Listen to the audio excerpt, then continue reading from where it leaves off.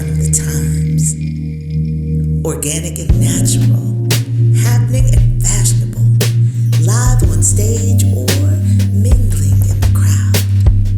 Relive this history, peer into the reflections of how Buttamilk got down. 3, 2, 1. Hello, Unity Day 94. I am Jill Scott. And I am Tiffany Clark. We are Clark and Scott. Before we even begin, let us define poetry. Poetry is representation, Symbolization, indication, communication, modulation, shading, interpretation. Today we would like to share with you our words of expression by starting out defining you. Is this black? My name is Miss Jill Scott. I am a writer, actress, vocalist, philanthropist, and most importantly, I'm a mom. In 1994, I was working at Cachet, which was a clothing store in Center City, Philadelphia, on Walnut Street. I was in school. I was studying to be an English teacher. I was doing poetry readings around the city, which didn't pay very much. Sometimes I would get $15, sometimes $24, nothing that ever really got me anywhere, but it might have got me lunch or something. How did I get introduced to Buttermilk? Honestly, I don't remember how or who introduced me to Buttermilk. I think it was like something to do, and I went. I'm not sure if I went by myself. I cannot remember, honestly. I just remember going and feeling a vibe. It was a lot of really cool poetry and music. Marv was playing great music, introducing us to artists I'd never heard of, artists that I was going to eventually be working with, but I had no idea. How would I describe the Buttermilk vibe? It was blackety black, I'll tell you that. There would be poets like Stephanie Renee and Rich Medina and Ayana and Riva would show up, and I wanted to read. I wanted to read my poetry too. It had a stage, first of all, because a lot of the places that we would perform, it felt like we were in our living rooms, October Gallery was one that I went to quite a bit.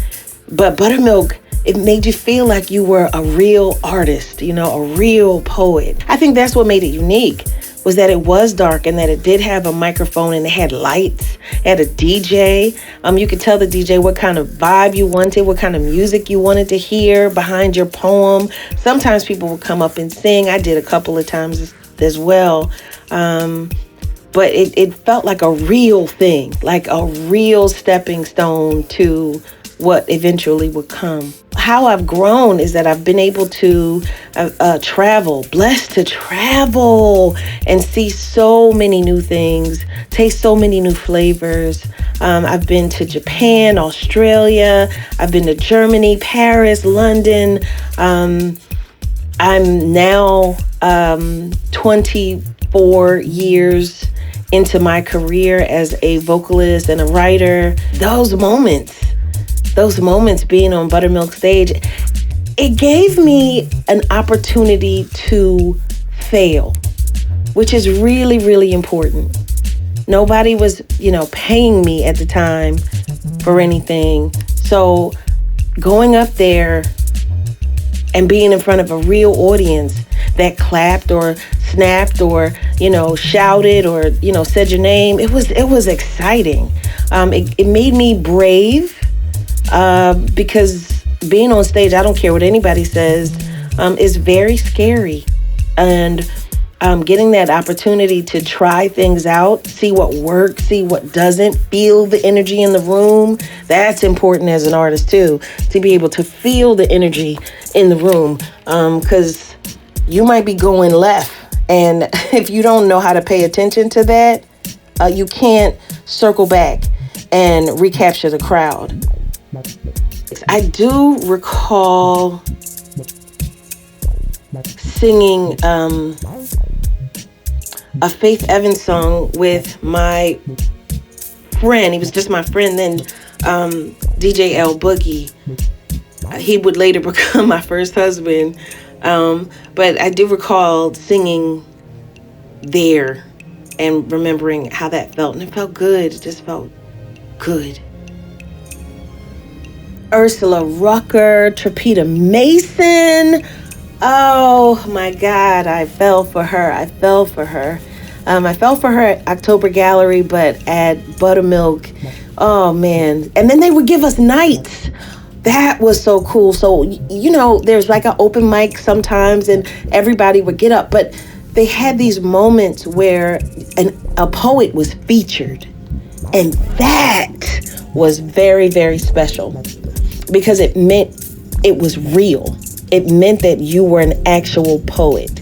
That's what it equated to me, that it was real, that I had a job and a purpose, and I could tell people to come see me play or see me read poetry at this place or another.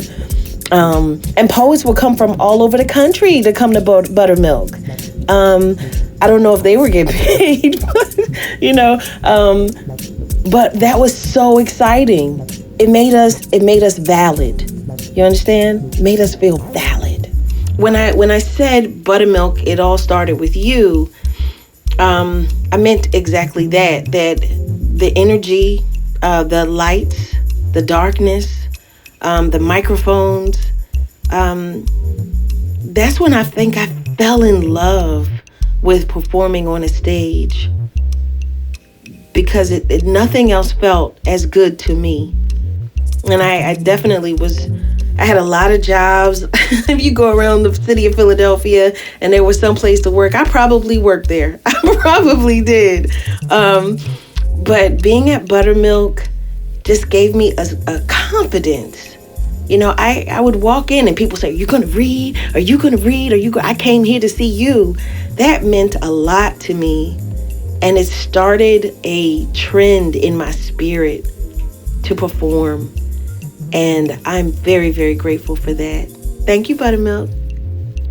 My name is Jill Scott, also known as Miss Jill Scott, also known as Jilly de Philadelphia. I am a writer. I am a poet. I am a actress, vocalist, and most importantly, I'm a mom. I love what Jill just offered there, because I think there are a lot of us who graced the Buttermilk stage who absolutely felt like, wow, I'm being featured, that it meant something and it propelled us forward in a real way. So that is the way that we are kicking off the jam-packed episode 5 Artist Spotlight edition of The Sounds of Buttermilk. That's right. I'm over here smiling hearing you say that, because we meant to do all that. We meant to do that. And what's interesting, I'm learning we didn't articulate it that much. And I don't know how we communicated as people back in the day, but we understood each other. And we understood that if you were going to go left, so to speak, right? If you were going to be the deep brother or sister, right? You need some support with that, because you could feel lonely. You could feel like, okay, everybody telling me I'm deep and I'm special or whatever.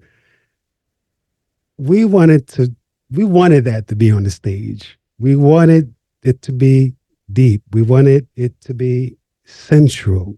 Mm-hmm. Overall, we just wanted it to be sincere. And if you are an artist and you get on a stage and you feel like you can be sincere and you are being received, That's all. That's our. If someone said, "What do you hope to accomplish with this buttermilk?" That's the answer. That's the grand scheme. Yes, and I got a nickname out of it. So I'm not complaining at all. That Miss Butterworth makes me smile every time I think about it. And that's how I began to be greeted in the street. Because people would come into the venue and that's what they would hear Jean call me. And that was it. That was how one of the ways I was known, and it was special. And we're going to hear from, in this episode, a lot of people who got a clear notion of how they wanted to move in the world from being involved with Buttermilk. And next up, we have some really talented brothers who decided to go to the left coast and really make their fortune that way. Okay, let's go to the beginning. Kenny and Jean, two of the founders out of the three of Buttermilk. They're my frat brothers. And I was roommates with Kenny and Jean. I had just moved out of the crib. I was trying to move out on my own thing out of grandmom's house. And they had a spot open and wound up moving in with them cats. And pretty much that's how I met Marv. I can't remember if it was like primarily Monday nights, but they would have these sessions where Marv would come over to the apartment and him and Jean, they would sit there and they would make tapes. And I would walk in sometime and they'd be like, shh, shh, shh. I'll come in the apartment, I'm like, and they sit there, they making the tapes. And that's how I got to experience them in the beginning. You even said it was part of a movement. How would you describe the Philadelphia scene at that time? It was a very interesting scene. It was like, it was hip hop, it was poetry, it was about just finding an avenue to have a good time without going to something like a club, something a little too crazy. It was just a vibe. It was interesting because I guess it felt like during the times of Gamble and Huff, how that movement, how that whole R&B movement thing happened, it felt like it was the same thing, but for that 90s era, because you had you had Buttermilk, you had I'm thinking of John and them. I can't think of their Come Clean. Forgive me, John. Don't hit me when you see me. Come Clean and their crew and all these other little facets. Buttermilk was like laying that foundation. Because nobody was doing the poetry like that. Nobody was DJing that. Like nobody had like that feel, that sound, that frame of mind that Marv had. A zone that I don't even think people knew they can get into until they realized like, oh, damn, I love hearing that song. Like he played a lot of things that you just don't hear, exposed us to a lot of things we hadn't heard. And so they created that movement, the poetry, and then we'll talk about probably later the comedy, but just that whole vibe. And it was just a movement at the time. The Roots was coming through during that time. Jill's coming through during that time. Janae's coming through so the whole city just had that vibe, and Buttermilk was ahead of it, and definitely forerunners of it. You're born and raised Philly? Born and raised in Philly, 15 from Wharton, South Philly. Eagles, Sixers, Flyers, all of it. Brutally, but all of it. Went to St. John Newman High. I went to Catholic school. I went to Catholic school for 12 years. Went to St. Simon's, which is in South Philly, which was a Catholic kindergarten. Then I went to St. Rita's grade school from 1 to 8, and then went to St. John Newman from 9th to 12th. But I was still a kid. After school, you take your shirt out, your pants, you put your sneakers on, put your backpack, wear your pool clothes, so you can walk through the neighborhood. Yeah, so what? I go to Catholic school. I still hang on the corner. But South Philly, born and raised. Mm-hmm. I think it's interesting too that the specific South Philly perspective, right? Because I don't think a lot of people outside of Philly, you hear a lot about West because of Will, because of Amir, because of Marv, but right. King, there were a lot of folks that were in West, but South had its own thing. It certainly had its own history for Black folks. Yeah. Some of my grandparents are originally from South Philly. They were born and raised in South Philly, but their folks came through the Great Migration. And part of the history of South Philly is that South Philly was one of the first places that blacks went to, South Street. South Street was all black, and it was one half black, one half Jewish. So at one time, but they had all like the black clubs similar to the Cotton clubs and the Savoy. They had places like that on South Street for black folks. And yeah, South Street, Delhi Street, all that was like all black. And my grandparents would tell me, you know, all the stories and whatnot. But that's how I got to find out that, yeah, there was black folks, you know, started originating in South Philly, and then as times got better and the economics, they started branching out to other parts of the city and suburbs and things of that nature. And that's how we wind up branching off down to Wharton Street, which is about maybe 15, 20 blocks from South Street. And that's how our neighborhood created, because of the black family started to come in from that area, from that South Street area. I want to hear your perspective on how did comedy start to fold into this movement, this mix of what was being presented on stage, and your role in helping to develop that? Yeah, let's see. The guys were doing the poetry sets, and I've been a writer for years, so I used to write poetry. And I know one time I wound up hosting one of the poetry shows, excuse me, for whatever reason, I can't remember why, but I wound up doing one of the poetry shows at the North Star Bar. And I'm a clown at times. So I said, I'm gonna try something different. I'm gonna try something different tonight. So I go up to stage, and Gene is, yo, I got Fred, blah, blah, blah, blah. Here you go. So I'm standing there, and I have my little piece of paper in my hand or whatever. And I'm like, 2 for 1, and drinks on the house, and Bacardi, lime, rum, blah, blah. And I'm reading, then I'm like, oh, thank you. And everybody clapping. And I'm like, oh, man, y'all bullshit. I just read the flyer from the table over there. They was like, oh. So I felt bad, because I was like, oh, I just clowned the craft. But at the same time, I was like, this shit is funny. I was also doing comedy at that time. And the guys was pretty much looking at the next thing, the next movement, the next thing to branch into. And pretty much everything was there. They had the connections. They had the connections to the places. They had the crowds. Why not transfer that over to comedy? A ton of comedians that were coming up, trying to find their way, trying to look for a platform. There wasn't a lot of comedy places that you could perform without being a name. Like, you had a funny bone, but then you had to have a name. There wasn't a lot of places you can just go and work out or just go and build the comedy. And so, being as though I was on the circuit, I was like, if you got mud, yo, why not bring all the elements together? And at the time, we was also working with young lady comedian B Flat, who had hosted some shows as well. And that's how that kind of came to be. And yeah, started hosting the Buttamilk comedy shows. Yeah.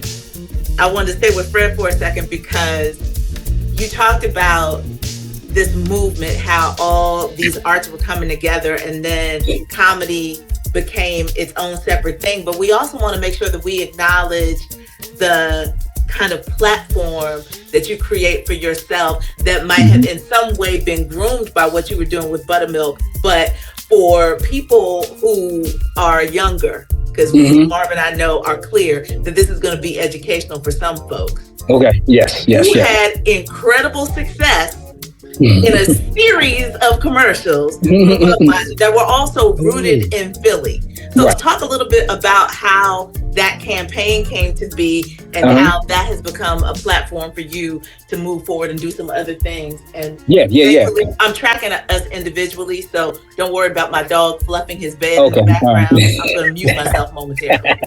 Gotcha. The concept was created by Charles Stone, third Philly brother. And I was friends with him, and I was originally friends with Paul. Who's in the commercial, was a frat brother of mine. And I met Charles in Martha's Vineyard years ago. We all just stayed in contact and hanging out. And when I go up to New York, I hang out over Paul's house and Charles be there. And they had a clubhouse, basically, where everybody just came and just hung out at. And then one day, Charles called and was like, yo, I got this concept based off of some of the things that we do, how we greet each other. I want you to going to shoot at Paul's house. If you can come up to New York, please do. And it was just for his director's reel because he didn't have any narrative, any stories, anything on his reel. And Charles had did like a ton of the Roots. And let's go back. I'm sorry. Charles directed a ton of the Roots music videos. The Choice Is Yours, this to that. 911 is a joke. But he had needed this just something narrative, and he had came up with this concept. So went up to New York, we shot it, and when I looked at it, it was hey, what's up? I'm on the phone. Hey, what you doing? So it was like, he says, just be you, just bring you to it. So I'm like, all right, cool. How we greet each other. So that goes on for a couple hours.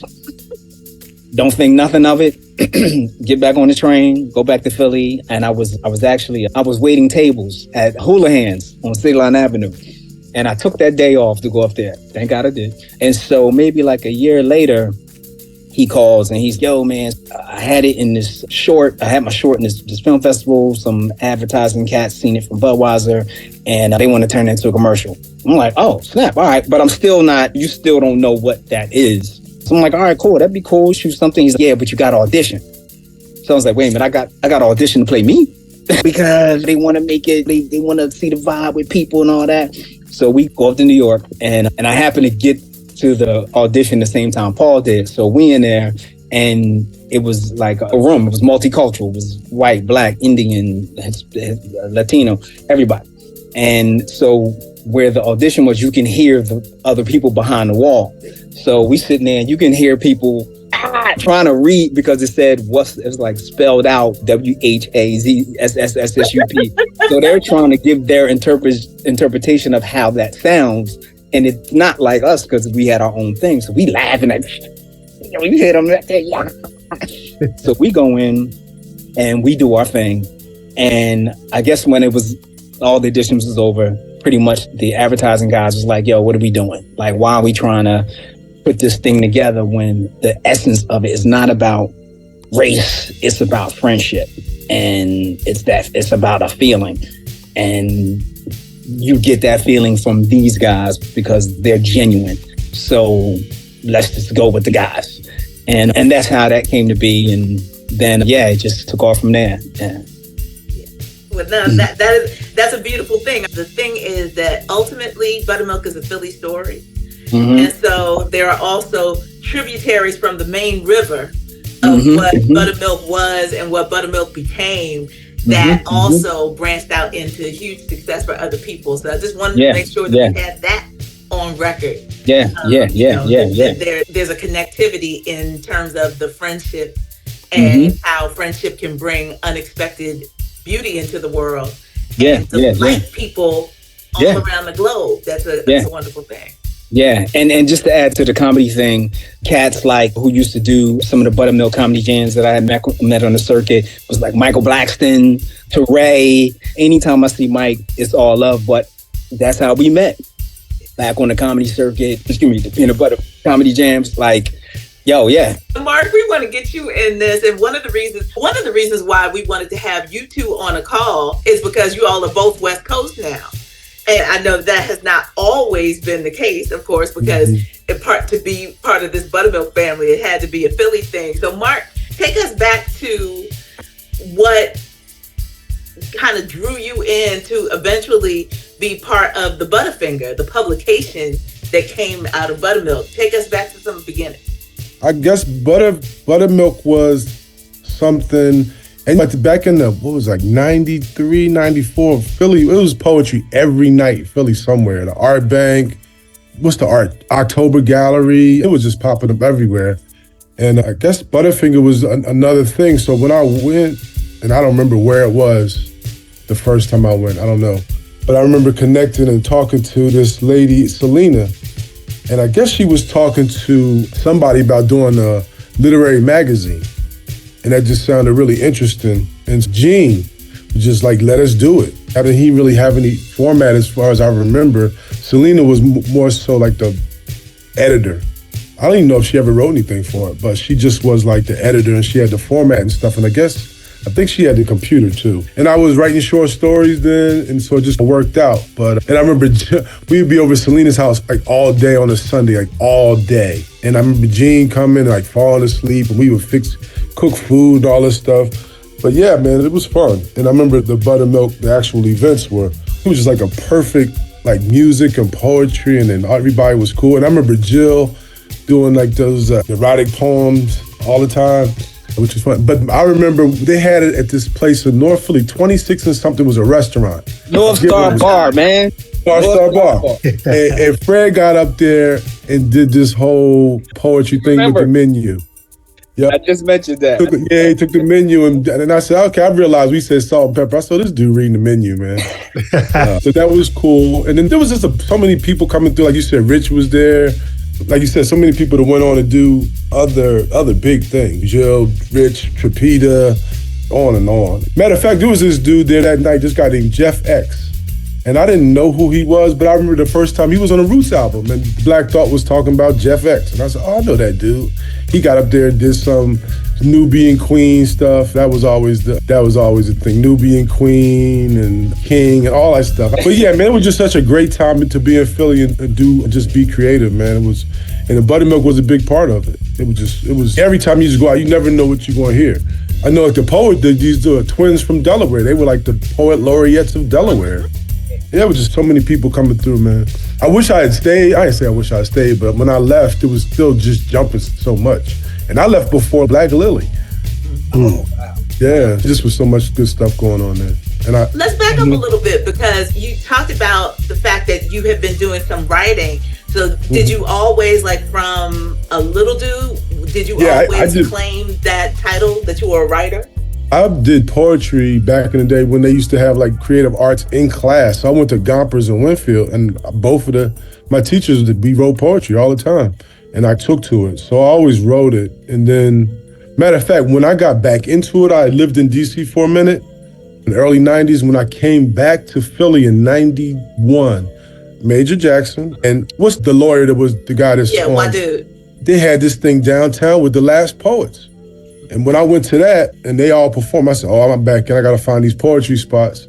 But yeah, so then I went to, what's the one where Warren and Arpeggio were? Mm-hmm. What was the restaurant? Black with the Biner Brothers, the first one. Yeah, yep, that's the first place I performed. Yeah. Oh, no. With Jill, matter of fact, Jill performed the first night I performed with Arpeggio. Mm-hmm. Yeah, it was just live, man, back then. It was a good time. Yeah. And I was like, oh, there's gatekeepers who's not gonna let you hear this. There's certain things that just never gonna get to our ears. We gotta wait on radio to play it. And I just remember like hitting out record shops and I started DJing. King Brent was working at Tower Records on South Street. Yep. Yeah. I actually bought the record, Hot Through the House Joint. Soho. I bought that from Tower Records from King Brett. I'm just giving this whole monologue and soliloquy because where I went with the music and the tapes, it had an origin. And it started out with just love of music in general, but then it got impacted by me realizing that, oh, there's a business decision being made about some music, and some of this music is not getting us. And I'm just thinking, I don't know if it's just me, but this sounds like it's good enough. It's just as good. It could be right there on the radio with everything else, but it ain't nowhere to be found except maybe something like WKD, something like that. Yeah. I think Temple, somebody had a show on Temple too. Oh yeah. Who did for a minute? Who was that? I said Tiffany Bacon did for a minute. Tiffany Bacon, yeah. Lady B was on HAT? WHAT. And I remember on HAT they had Jazzy Jeff DJ. Yeah. Oh wow. Recorded some of that. AM radio just straight up. That's all we had was Lady B for hip hop at one time. 4 hours on Sunday. That was it. I remember when Lady B did her single in 1979 at the Nile Swim Club before Rapper's Delight. Oh my goodness. Yeah. That's good. It came out before Rapper's Delight. Yeah, you're right. Yeah, she was with now that's some Philly history. She was with Disco Rat. You remember Disco Rat had a big UPS truck with Disco Rat on the side. That's before hip hop. That's right, dude. For hip hop, yeah. Crazy. You're right about that. Disco Rat. Because he was before Cosby, he was before B-Force and Grandmaster Nell and all of them. Yeah, all of them, yeah. Grandmasters of Funk, that was like in the 70s. Oh my goodness. Before Bobby Dance. Bobby Dance. Bobby Dance. Yeah. Let's stay here for a second very specifically, because Philadelphia of your childhood, it's important to establish Philadelphia as a character pre-Buttermilk for people to really understand the significance of the movement when it happened. So, Mark, talk about that, the room for Philly and our Black expression in the 70s. Let's leave it there, and maybe how it was influenced even before that, because everything has been so corporatized now that I don't think people have a real strong understanding of what it was like to have a KDU and to have an HAT in the midst of the way that we conceptualize radio now. There really could be. I'm a history dude. I love history and I remember stuff. But as far as hip hop goes, you started right before Rapper's Delight. We were right there with getting the tapes from New York and everything, and having the DJs. And Philly was known for the DJs. We were known with Cash. My boy, I was in the crew with Cash Money for 3 years. And then going to Wagner's Ballroom and seeing Grandmaster Nell and being up at the Plateau and all that stuff. And that just goes back to Philly with the music, like Philly International, a lot of stuff. Philly's history is tied into a lot of the same people. There's a really good book called Black Brothers Incorporated, which is about the Black Mafia. And everything shoots off from there, from like music, politics, everything. A lot of that stuff was connected. Punchies on 52nd Street, all that stuff. Mr. Silks, all that's connected to everything. Everything's connected. And from there, when it got into rap, and Lady B, and all the different B-Force, and what was dude's name? Victor Duplay. He was Grandmaster Vic. I saw him at Grandmaster Vic. Yeah, Grandmaster 52nd Street Y. I saw him at Devastating Don and other guys. Yeah, so I mean, it's Philly and music, but back to the doo-wop and all that stuff. It's all connected. And even connected to politics. Politics, music, everything's connected. Because Philly's really not that, I mean, it's big, but it's not that big. Nope. Yeah. And if you're in a creative space and you Black, you pretty much, it's 1 degree of separation, maybe. One, 2 at the most. Right. Fully agreed. Yeah. So I would love to do like a Buttermilk reunion or just a poetry, some kind of big creative reunion with everybody. Because I remember King Britt was in Silk City, just the bank and all that stuff. I remember there was some other spot on Chestnut Street. Yeah. I remember I used to hang out with Gene and Renee when they were at Temple. Yeah. And they sang on Summertime. They sang that? Yeah, they sang on Summertime. And I remember them, the first time I saw Gene was at a Temple, Gene and Renee at a Temple talent show, like 1991. Yeah, they performed and they were singing like Blue, Afro Blue. Mm-hmm. Yeah, so it's just so many connections there with so many people. And it's all tied together. Even with I was an intern for E. Stephen Collins at DAS. Wow. I was on the stage at Unity Day in 86, I think. Lakeside was performing, so I was on stage. Yeah, with Lakeside, it was a bunch of people. I was all up in the trailers and stuff. I saw some stuff I shouldn't have seen.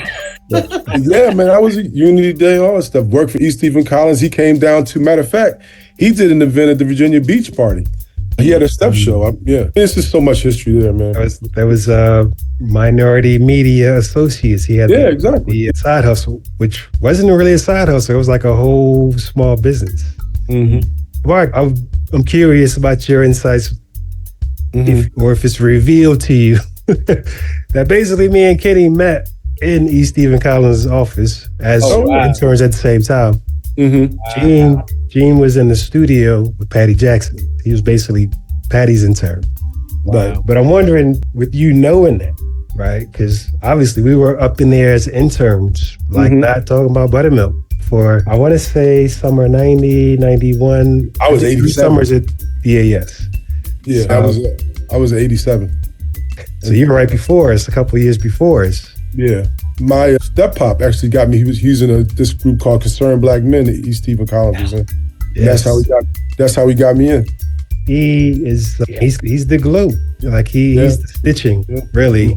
Yeah. And ultimately, the Buttamilk event that we had on the Parkway at Unity Day, we posed that to E. I think we weren't even interning anymore. That was like the summer after we'd finished being interns and we were working jobs and whatever else. But the same if E took you in, you was fam for life, pretty much. He's still Philly. He was still Philly. Oh no, 100%. Yeah. But wasn't there Super Sunday before Unity Day? There was a thing called Super Sunday. Years on the Parkway. On the Parkway. Yep. Before Unity Day. Yep. Before Unity Day. Yeah. It's interesting connections. Yeah. We used to do poetry at remember they opened the Clef Club and then they had they were doing the Arts Bank for a while. I remember me, Rich, and this other dude, what's his name? Sabella? Sabella. Sabella. What's the best out there with y'all? Sabella's out here. I saw him one time. Yeah. I saw him a couple times. I saw him right before COVID because I think the Roots had one of their Grammy party things out here and he was out here. I seen him at that. He's a dance instructor at USC. Yep. Mm-hmm. Oh wow. Yep. I haven't. Me, Rich, and Sabella were a group called Captive Soul for like half an hour one time. Performed one time at the Arts Bank, and that was it. Yeah. Did y'all do poetry or? We did one poem. It was epic too. We did this thing about how McDonald's was stealing black culture because they used to have this commercial where they had these little African figures, giraffes, and all this stuff with kente cloth. And we did this whole poem about how American culture would just steal black culture and African culture. It was dope too. I wish somebody recorded it. We got like a 5-minute standing ovation. But yeah, we was in a group together. I remember when Jill blew up. No, when I first got to LA, I heard her single on this guy. What's the guy's name? It's the guy out here on a public KCRW had a show called Black Chocolate something, and he played Jill's single before it was even anything. And I was like, oh, I didn't even know Jill. I knew she sang. Mm-hmm. When I heard it, I was like, Jill Scott. I said, there only could be one. And from Philly, right? Yeah. And she came and called me and left me a message on my answer machine. And I could never catch up. Yeah, that was a long time. I think we're good, Marv. I don't know if you had anything else that you wanted to ask. No, I'm feeling good. It's great seeing you gentlemen. Yeah. And, anytime. Give a holler, man. Anytime. Yeah. I'm about to go in the archives. I'm about to go back. He got them all. That's how you know that's love. Still in the original sleeves. I know. That's special. I touch every last one of them. That's the thing. Like, I never had any of them mass produced. That was me with a sticker. Right. That's old school. Assembly line. Old school. Every last one, CD, cassette. Hey, just as we're doing this, because this is year 30, 94 was the first Buttamilk. And this started out because I actually have that audio footage from the poetry sessions. And we got Rich, got Jill early on. I ain't just want to put it out. Check it out. This was Buttamilk back then. Mm-hmm. So now it'll be that plus hearing from everybody that made Buttamilk and everybody that was part of it, every brick in the building. So back in the day, my brain was like, what am I gonna mix? How I'm gonna mix this? How I'm gonna mix this? How I'm gonna mix this? So I may or may not have thanked you all. I should be looking at this camera. Thank you both for what you did for Buttamilk. Thank you both. I get to say that. It's on record. It's face-to-face 2024 style because I think I was too preoccupied back then to thank you. Never made it to peanut butter and comedy, but now you know why, the truth behind that. And then even just paging through this again, that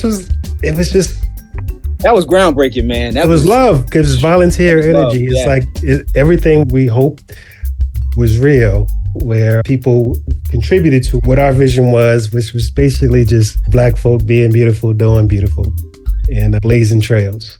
Because I do think a lot of us who were like in our 20-somethings in the 90s, we were born late 60s, early 70s into a country that was like, okay, you Black people, you see what you got. And we were the children, first children, really. And I think that was infused in what we were doing, community and entertainment.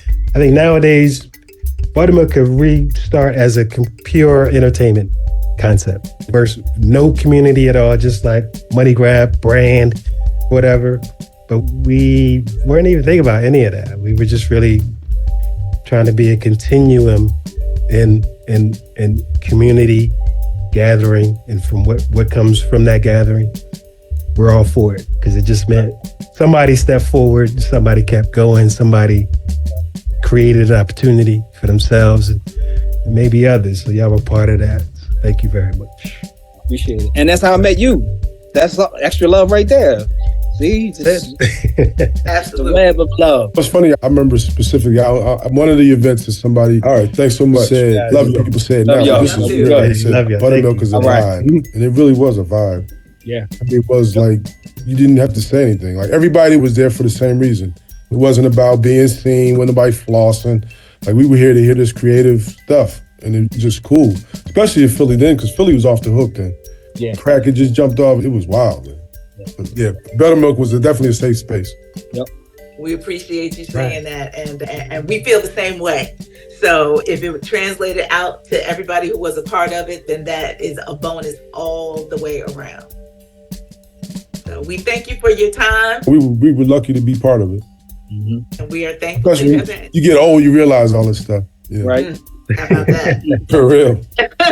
I'm glad that we're all here to be able to see each other's faces and reminisce in this way, because that is not promised for sure. Not at all. So I like how I ended with, we were lucky to be a part of it.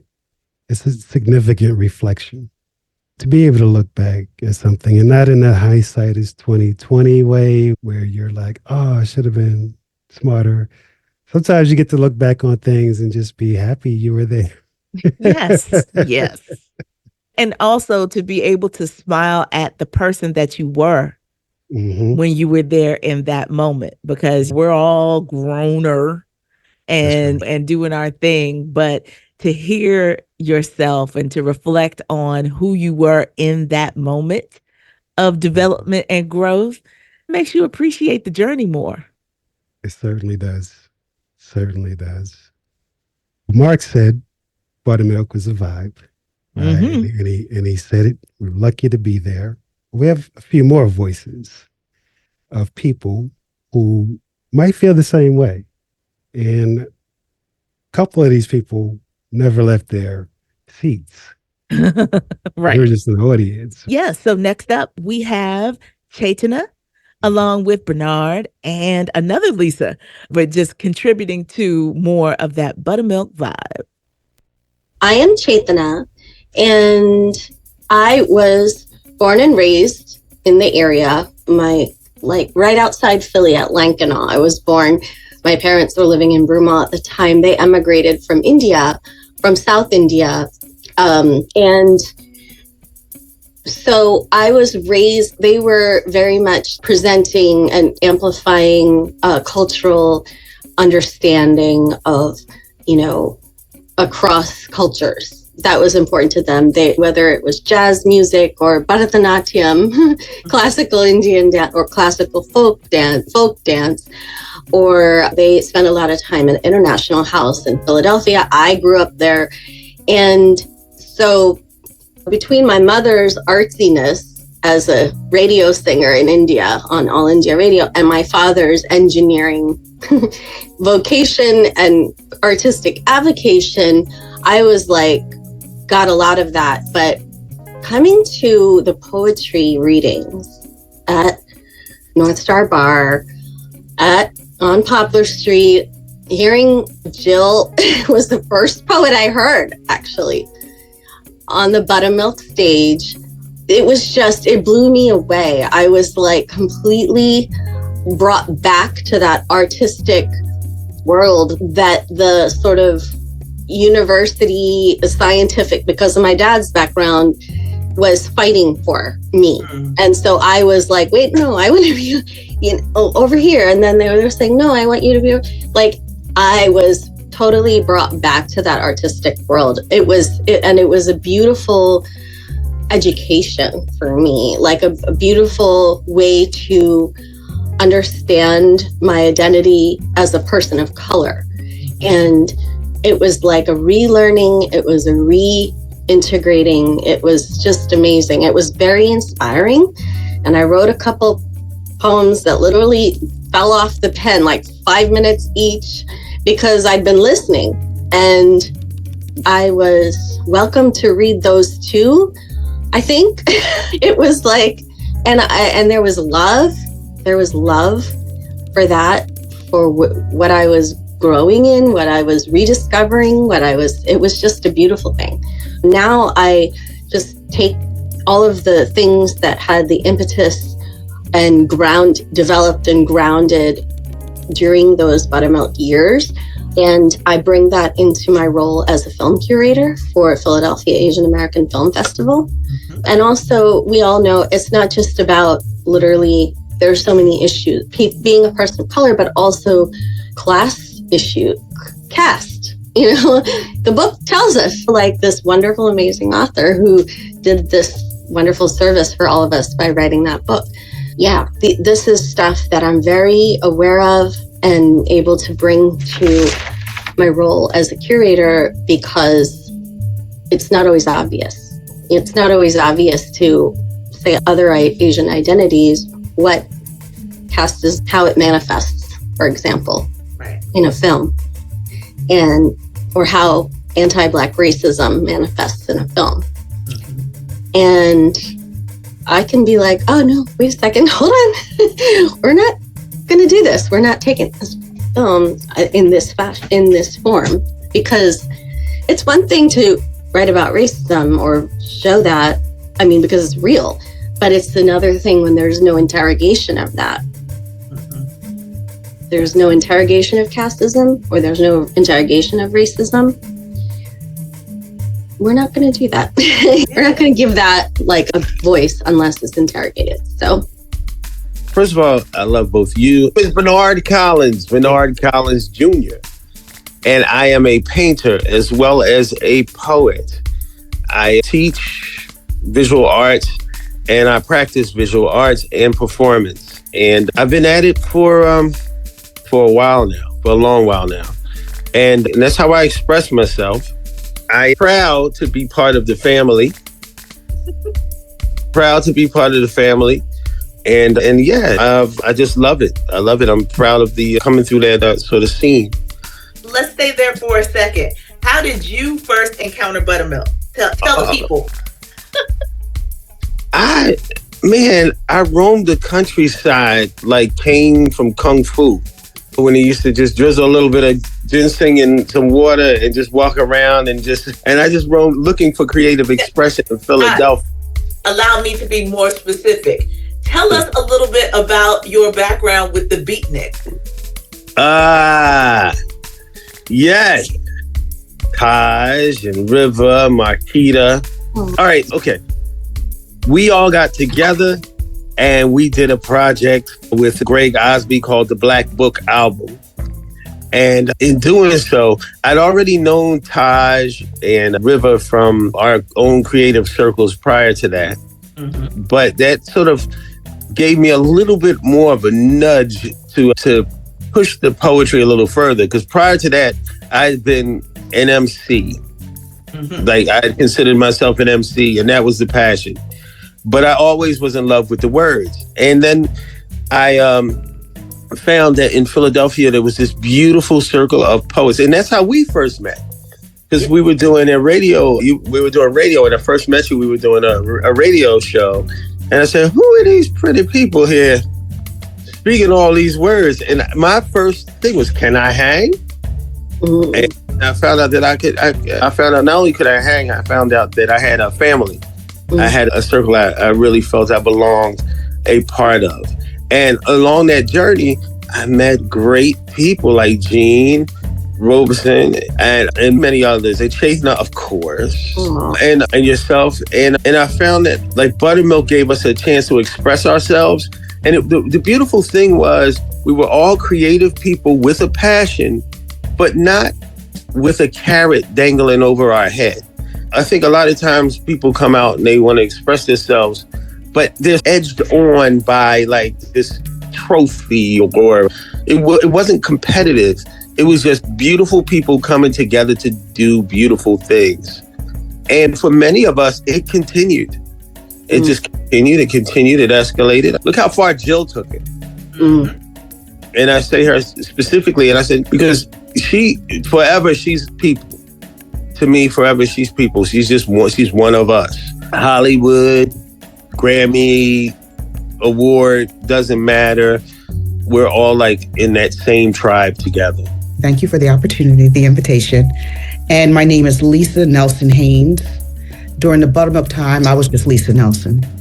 And I'm here in Philly, been in Philly, just left to go to school and came back. But what I am and what I've always been about and what attracted me to Buttamilk always was storytelling. And that's the through line for all that I do, usually first person narrative work. And just in a space, I think what I caught the tail end of what Bernard was saying was the space and what it evoked. And it was really a space of camaraderie, fellowship, just a space that you can go into. And it was like, shoulders drop as soon as you came in. And so, yeah, that's who I am and what I do. All right. So for everybody, just so you fully understand, what Marv has decided to do is that this is now 2024, which will mark the 30th anniversary of Buttamilk having the opportunity to curate the spoken word tent at Unity Day, 1994, which was the first formal presentation of Buttamilk, what it meant, what it aspired to be to the world. Wow. And so we want to use the occasion of the 30th anniversary to release this limited series podcast that gives people who came along in maybe the second or third wave of this idea of Philadelphia spoken word and artistic expression a chance to learn about, for many people, this history. Because if people came in the Black Lily era, for instance, we are determined to make sure that Buttamilk stakes its claim on this history in terms of what it was able to do in the time that it did it. So that it is preserved. And so that's why we have been reaching out to the founders and sharing their perspective. We have reached out to some of the folks who edited the Butterfinger newsletter and all these different things. But we want to make sure that we are covering the bases of all of you. And we have all of you in photos related to Buttamilk events and what have you. So Chaston, I'm going back to you for a second. Brown girl in this very Black forward kind of artistic space.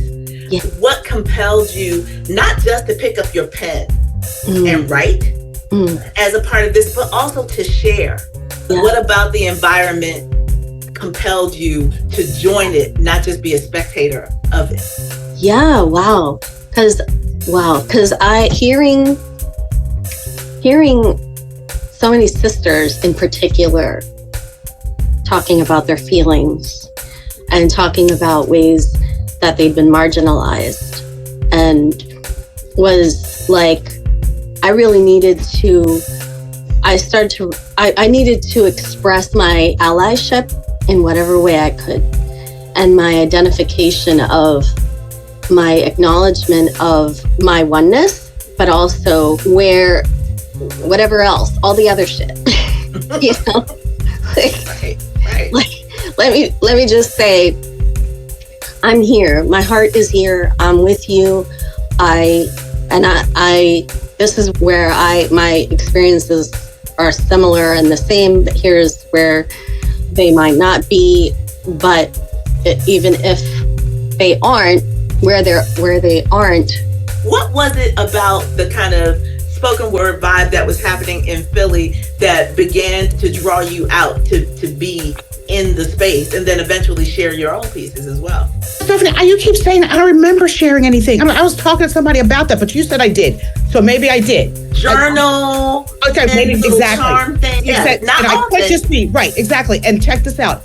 remember, I'm older than a lot of you guys are. I'm older. And not by much. Not by much, but still, I was enthralled by the energy. I'm serious, just the energy. I've been very fortunate to have jobs that afforded me the opportunity to engage with artists, all different types of artists. And one of the things about Philly that I really do appreciate, I can't speak about other places, is, I'm not saying that people don't get into beefs and stuff like that, but for the most part, whatever the discipline, people are very supportive of each other. And I'm telling you, I'm missing that now. It's not because I don't think that it happens. I just think because of all of the energy in the world, period, overshadows that level of fellowship and camaraderie and support. Like, you shine, I shine. Right. Nobody's wanting to see somebody felt like I need to pick you. It was all there in that space.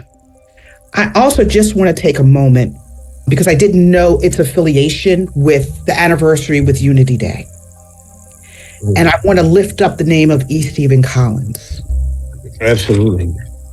Because E is the one who said Buttermilk needs to be in this space. And we lost E years ago, but he needs to be named, and he ensured that we were not seen as tokens and some marginalized audience that needs to know at the forefront. Mm-hmm.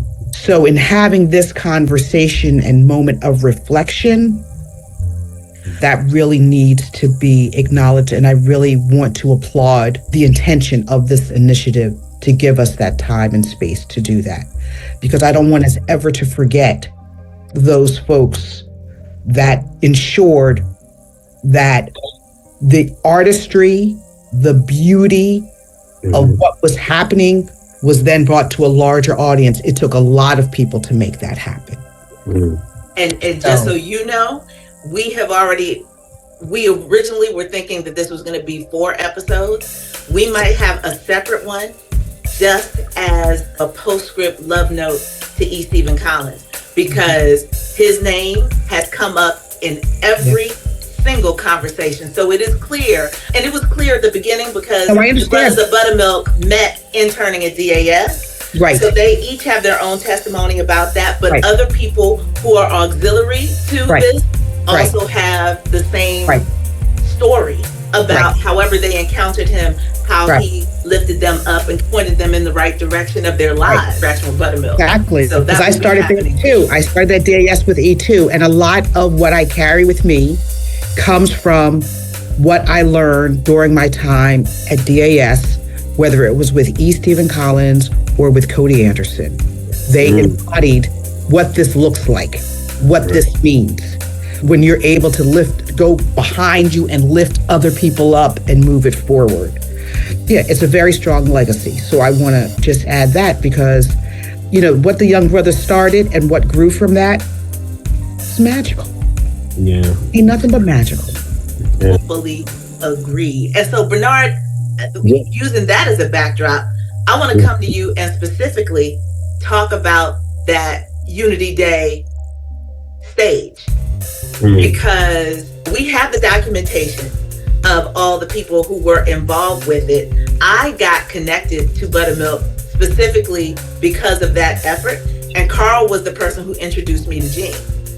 So that's how I came to be involved with that. But on that stage that day were the Beatniks, which included you, me, Jill, as a part of Clark and Scott, Trapita, Ursula, Wadude, and that was the core. That's who was on that stage. And now, as you talked about this whole kind of blooming into family, that was really a foundation. Rich, it was the core of what we now, when we think back to spoken word in the city, that's where the family really took root. October Gallery and Buttermilk. So, and the Painted Bride. And we can't forget the Painted Bride. Yes. The Painted Bride. Oh my God. It's mind-blowing how many talented people. And Lisa, thank you so much for all the love you've shown and support you've shown. One of my favorite things was to come there and see your face and know that you were an anchor holding it in place when I would come there, because I knew the Painted Bride was in good hands. Philadelphia is interesting. When I look at this spoken, I see people now, it's like you missed out on so much, I feel. Hard to explain how much of a vibe, how much of a culture that was cultivated throughout the 90s era. You know what I mean? And it was one specific pocket of time when we all came together. We're all like around, for me, finishing college and stuff. And then we started to find out there's this really vibrant, creative space. October Gallery.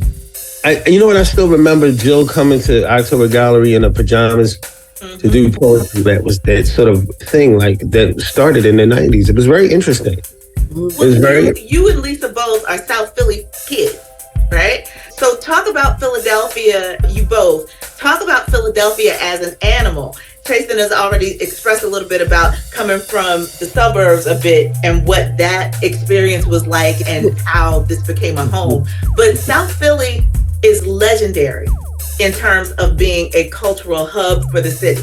We talk about West Philly a lot, and that's true. But South Philly is its own magic, its own history. So I want to hear a little bit about that from both of you. You know what? Currently, I work at Fleischer Art Memorial. I teach classes at Fleischer Art Memorial to adults. And that institution has been around since the 1800s. And it's still going strong. 9th Street was a cultural kind of place. We knew to go, that we could go. We could get our food. We could do all that stuff from 9th Street. But it was also like South Street. All these things were like part of our culture. Although Black South Philly didn't get that much talk about. They didn't talk a lot about Black South Philly. But we always knew it was there. It was a beautiful place to come up.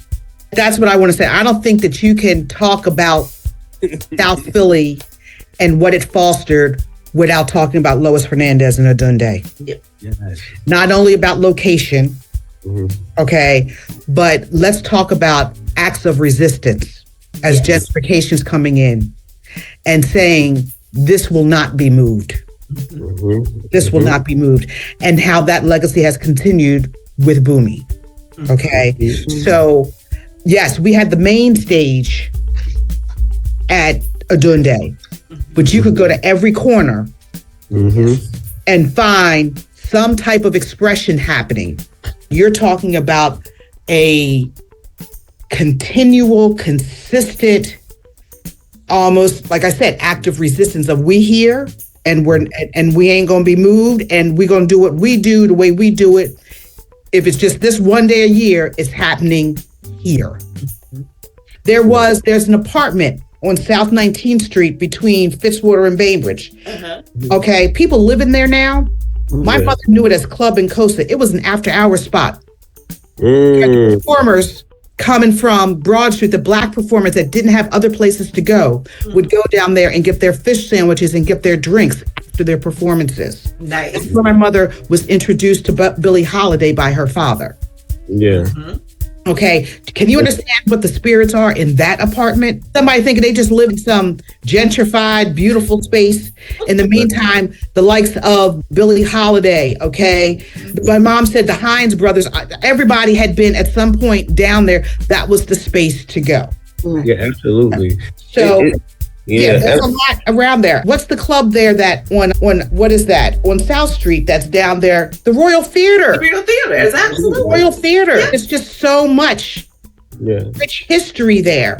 Yeah. And when you talk about more modern things, more today things, if you read Black Thought's new book, and he talks about his mother making sure that he got to Fleischer. They just talks about how what that experience opened up for him. And I wanted to share this. I used to be able to walk from one great grandmother's house to the next within 15 minutes. I love that. And my grandmother on both sides of the family. They were all in South Philly. They did not move. And it was just interesting. That's how South Philly is its own insular kind of cultural kind of thing. It is very interesting how it divides along the color lines. You knew that the Irish people were over here, the Italian people were over there, the Black people are over here. It was very, and it was always these divided neighborhoods, but you always got a feeling of it feeling like home. It's always been a beautiful place to be at. There's something beautiful there. If you had to sum up in a few sentences what you hope the legacy is that Buttamilk can impart on a new generation, what do you want people to know about your experience? Yes, this is where the Sugar Hill Gang of Philly, that's the legacy, the intellectuals of Philadelphia who were very involved in social work. Yes. That's something I really related with, noticed, and that's why it was home. And I love that. The Sugar Hill Gang of social work. I am quoting you on that. Yes. Sure, because that I don't think I have ever heard that expressed that concisely. That is absolutely true. I was working at Elwyn at the time, and this was also like a Renaissance time. And so this is where there's been so many accomplishments, the art is what inspired us. It was also, the point was that Black community is going to direct and talk about this, put this on the table and solve this. We're not going to have colonization coming in and figuring this out for us or tell us how it has to be. I wonder if we knew that at the time. I wonder if we knew that's what was happening, that the absence of white colonization in that space. Did we know that? Did we have the language to name that at the time? I heard a lot of poets doing that. I heard it, but I'm saying in the active of this space. Nobody said you're not welcome. Nobody said that. But we were protective of. Yes. And it became very clear that this is what. So I think that there's something there, and sometimes you don't even know in the moment the power of it. And that's another reason why this opportunity for reflection is so important. Yeah. It's because now we're bringing another lens to it. Yeah. Yes. And it makes it that much more just revolutionary. I keep coming back to that word. Yeah. Right. Marian Anderson was my mom's favorite singer. Like, she really looked up to her. My mother was a singer. She loved Marian Anderson. So being part of this group brought me to where I belonged, where it was like always supposed to be. It recalibrated some of the things that should have been in the first place. I learned through being part of these circles, through being a poet, that my great aunt on my mom's side she traveled with her husband. They didn't have kids. She traveled with her husband to Alabama, and her husband was a geologist. He was like there for a hoity-toity conference. She's listened. She had her sari on and she went and marched in the bus boycotts. I had no idea. It's a story that came out directly because of my involvement in Buttamilk, in October Gallery, just as a poet with you guys. That's the only reason it came up in discussion. This was But it's wonderful to hear that Buttamilk gave you access to ask the questions, for the storytelling to come back to you. Right, as people are taking in the podcast, they're learning this history, or it's reawakening. And then what do you think they should know about the Buttamilk experience? I just think that it's a huge experiment in agency of those three brothers saying, this is what we're going to do. Agency in the people that decided to get up and share. Mm-hmm. Agency in the relationships that were created through the space that they, right? Yes. I want and I hope to foster in young people their own sense of agency in what they dream, what they imagine. And so that's really what I hope that people take away from their buttermilk experience, how they exercised agency. Amen. Thank you. Yes. Steph, this is absolutely beautiful. It's so powerful. It's so wonderful to walk back through and think about those experiences at Buttermilk. So October Gallery was the purest form of poetry reading. When Marv says that he wants to make sure that Buttermilk is recognized for being a pioneer, it's because October Gallery was pure poetry. Arpeggio and Po Jazz was live jazz and the readings. Yeah. Buttermilk was the poetry and DJ and more of, and what came after that, because Blue Funk came immediately after that. And there are a lot of people, because they had splashier promotion, a lot of people see Blue Funk in the same capacity without knowing Buttermilk's history. So they don't understand that Blue Funk wouldn't have happened if Buttermilk didn't happen. That he understands they weren't the first and only game in town. But the real idea is for people to say, even if you went to all of the other venues, right? Buttermilk was not necessarily a bubble, but it was a well-defined community. Yeah. And people who came, there are people who showed up for every speakeasy and never read a poem, right? We have the photographic evidence that they would show up over and over again. And this idea is like, what was it about this that made you come every time somebody put out the call? So we're just really trying to paint a portrait for people who are completely unaware of Buttermilk's existence. Yeah, and I think it was accessible and affordable. And you felt welcome to walk through the door and express yourself. It's important. I think that if you had poetry in your heart, you could express that poetry from your heart on that stage. And I always felt, because I've always been a little bit of an odd kind of person when it creatively, sometimes intentionally, but just in general. So it was nice to have a place where I could step up, be me, be myself, and feel I was able to express it and just let it just fly, let it flow. You know what I mean? Some places you feel a little bit, you walk in, you say, ooh, I feel like I'm underdressed. or I feel like I should have a PhD in poetry so that I might have permission from the elite to express myself in this way. What is am I doing the right rhyme scheme? What's our theme for tonight? Well, I know I was always going back. I know that I saw pictures on Marv's Facebook page that he had dedicated. I know there's a picture of me and Kenya and Jill.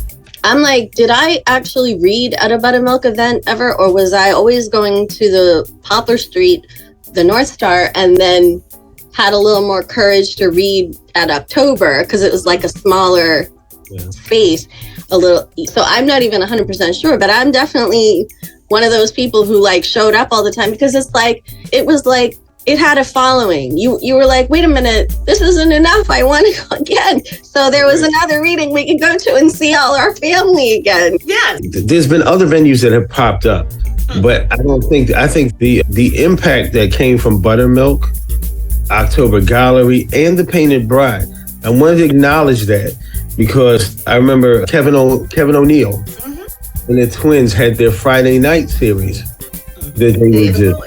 And they would have Day of the Poet. And we would go ahead and we would do that. And that's once again a stage you felt comfortable enough to step up on because you planted your roots in the buttermilk soil. Yeah. As an undergraduate, I decided, I did all my education and I went to Temple, Tyler for undergrad. And I did poetry and spoken word and hip hop stuff during that time. I got introduced to jazz through like trial by fire. I found myself like meeting people like Greg, and then later on working with people like Khan Jamal. I did On This Night, and Sandra Turner Barnes, whose husband was Bootsy Barnes, right? And jazz started to become a part of it. And so it naturally followed when I went into my graduate studies.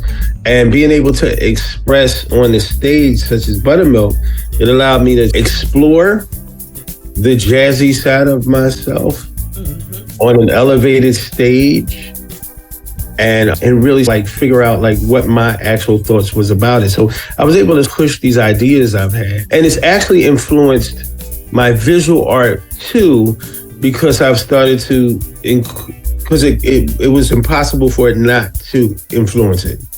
I did chapbooks, and the chapbooks would it would include visual arts, but it would also talk about the music that was like having infused into my soul and stuff like that. Before expressing it visually, I was able to express it verbally or simultaneously. Express it verbally and do it visually. But I like having that venue to do that. You know what I mean? Yeah. And it's really, I could feel how it influenced my work. When I did a series called Poetic Playground at Fleischer, where I did 3 separate performances where I literally combined all those elements. I brought in DJ Razor Ramon, my good cousin and good friend, right? We're going on tour with Renee Harris right now.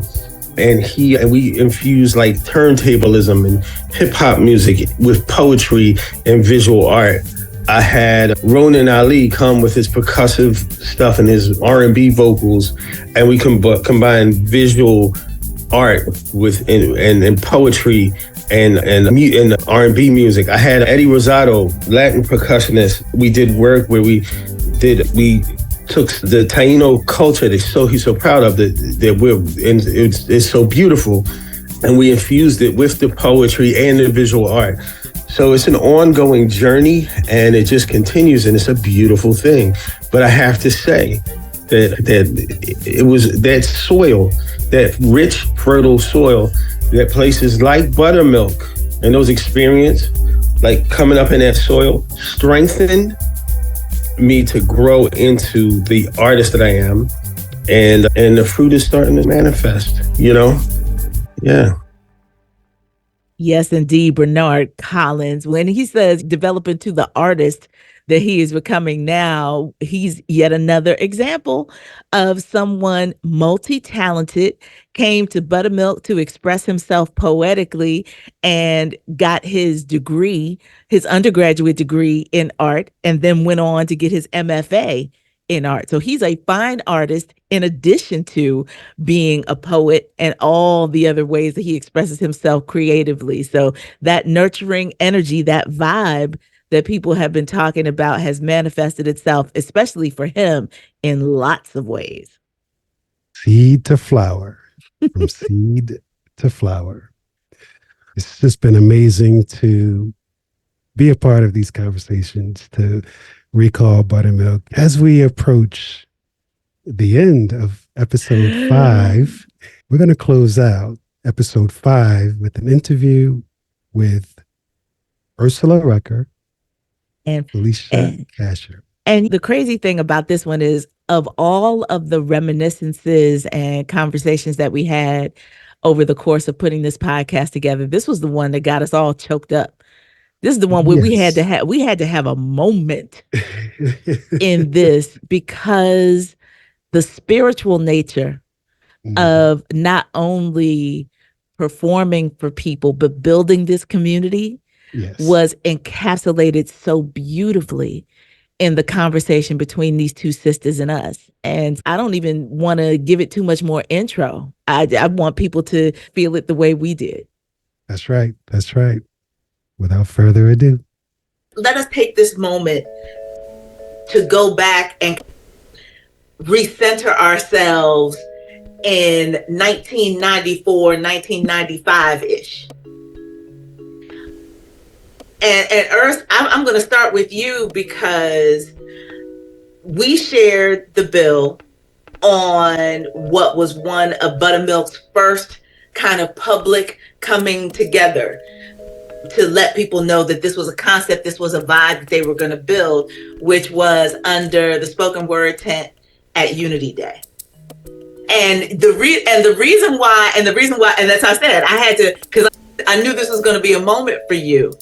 In this period of your life, your first son was a baby. And you would often do performances with him and his little papoose on your chest, heartbeat to heartbeat. So this is the journey. This is part of the journey that we want you all to share with us about where you were then in this creative path of yours, especially as a new mom. Yo, thanks, Steph. Wow, I'm trying to get out of the moment you just put me in.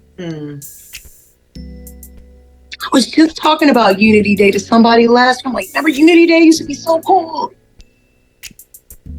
And Super Sunday, we just had our loving community and family that was always growing and becoming in all different places. Thanks, y'all. Unbelievable. This should definitely be documented because, yeah, as Zora says, my famous re-quoting of Zora Neale Hurston, if you were silent about your pain, they will kill you and say you enjoyed it.